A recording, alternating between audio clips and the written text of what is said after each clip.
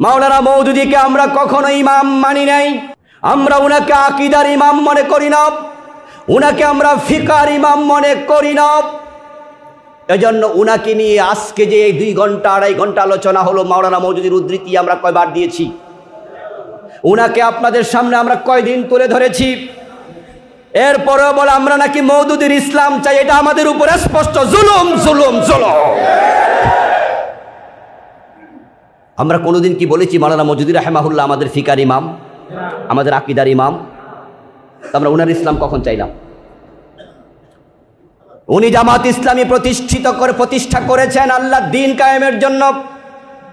বই লিখতে গিয়ে উনার কিছু লেখা ছিল যা ব্যক্তিগত মতামত ছিল। মুস্তাহিদের ব্যক্তিগত মতামত থাকতেই পারে, বড় আলেমদের ব্যক্তিগত মতামত থাকতে পারে।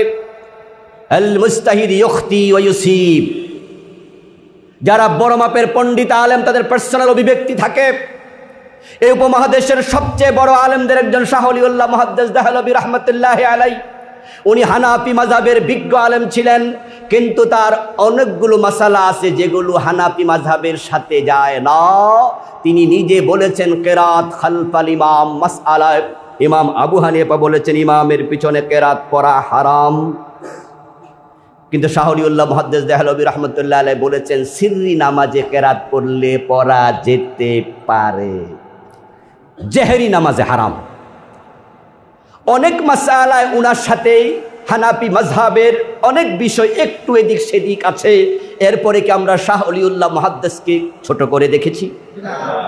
ইমাম আবু হানিফার ডিরেক্ট ছাত্র ইমাম আবু ইউসুফ, ইমাম মুহাম্মদ রাহিমাহুল্লাহ, হেদায়া কিতাব আপনারা পড়ছেন, পড়াচ্ছেন। ইমাম আবু হানিফার সাথে কি আবু ইউসুফের দ্বিমত হয় নাই? ইমাম মুহাম্মদের দ্বিমত হয় নাই? ইমাম জফারের দ্বিমত হয় নাই? আর ইসলামের ভেরিয়েশন, ইসলামের সৌন্দর্য। মাওলানা মওদুদীর সাথে ভাবে দ্বিমত হবে?